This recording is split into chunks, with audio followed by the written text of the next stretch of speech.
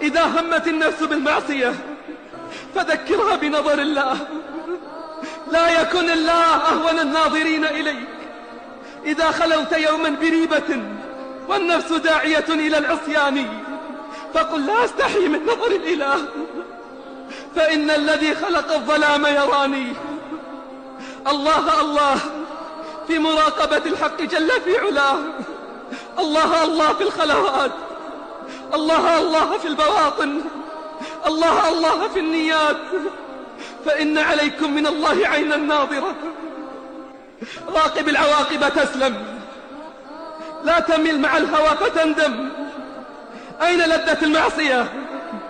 أين تعب الطاعة؟ رحل كل بما فيه، فليت الذنوب إذا تخلت خلت. إن كنت تعتقد أنه لا يراك فما أعظم كفرك، وإن كنت تعصيه مع علمك باطلاعه عليك فما أشد وقاحتك، فما أشد وقاحتك وما أقل حياك. اقبل الموعظة، اعمل بالنصيحة. يا مسكين، بأي بدن ستقف بين يدي الله؟ وبأي لسان ستجيب؟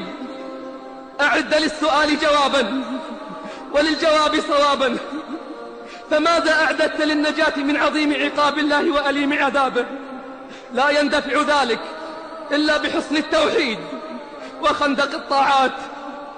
اللهم أحينا مسلمين وتوفنا مسلمين وألحقنا بالصالحين.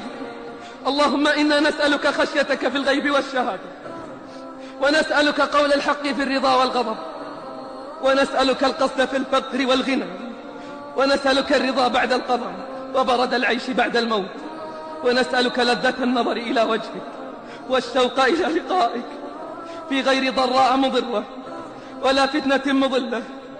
اللهم زينا بزينة الإيمان واجعلنا هداة مهتدين يا رب العالمين.